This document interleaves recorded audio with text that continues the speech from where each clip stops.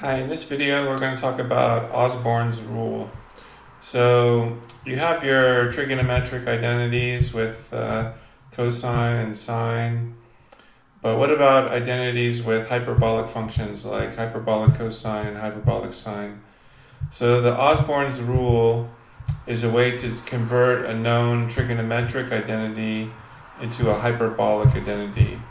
So what the rule says is, wherever you see cosine x, you replace it with hyperbolic cosine. And if you have two factors of sine x multiplied, you replace it with minus hyperbolic sine squared. So, where is the idea of this coming from? So, cosine and hyperbolic cosine are related by cosine ix equals hyperbolic cosine x. So minus I sine ix equals hyperbolic sine. So the idea is kind of like if you multiply this twice together, then you're getting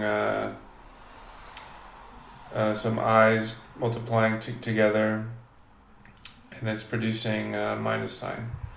So if there are four powers of sines, then you have two minus signs, one for the second power, one for the additional second power, so the fourth power doesn't change the sign. So let's see how this works. So if you have sine, then you replace it with hyperbolic sine, hyperbolic cosine. So you have sinh 2x is 2 sinh x cos x. And then cosine x is like square root of 1 minus sine squared. So hyperbolic cosine of x equals, sorry, there's an error there, 1 plus hyperbolic sine squared. And tangent of x plus y is this over 1 minus this.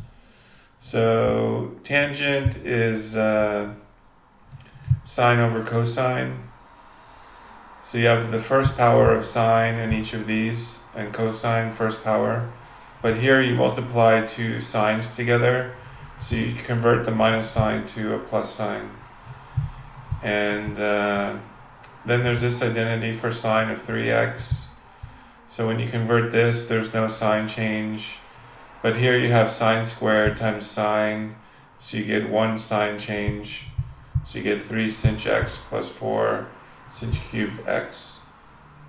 So here's the challenge problem. Prove the Osborn's rule and find a trigonometric identity with sine to the fourth and apply Osborn's rule, and you'll see that the minus signs cancel out. So see you guys in the next one.